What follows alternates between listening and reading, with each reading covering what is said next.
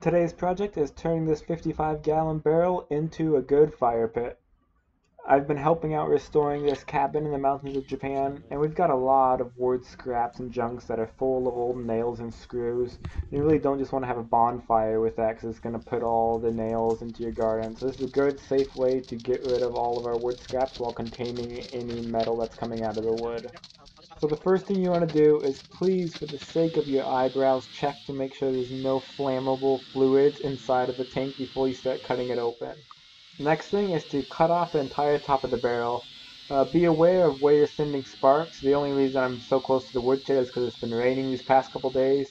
But as a wildland firefighter, I've fought multiple fires that have started because of this exact same thing I'm doing. Well, not exact same, but using a disc grinder with flammable fuels nearby.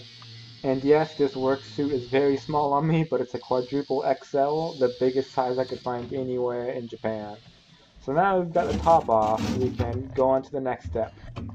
Beware the fresh cut edges may be very sharp, so if you want to, you can grind the edges down even more just so there's no sharp edges to cut yourself on. At this point you could use it as a burn barrel, but it wouldn't work very well because of the lack of airflow. So you want to cut open a hole for air to flow up and into so that you can create draft within the barrel. Here you can see me doing that very thing, and I'm cutting out a rectangle towards the bottom. And depending on what size you make, you can also use it for an easy and quick way to remove ash.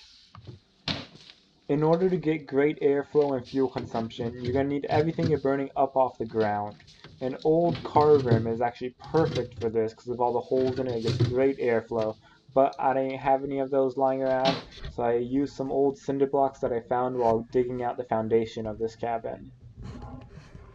So now we need to add some fuel. These burn barrels burn very hot and very fast. We can use it while it's downpour raining and it still burns. But you do want to be very careful with them and never leave them unsupervised and unattained. And you want to have a way to put out a fire if you need to in an emergency. But anyway, this is a great way to get rid of our extra scraps because we're in a very remote location where hiking it out isn't the best option.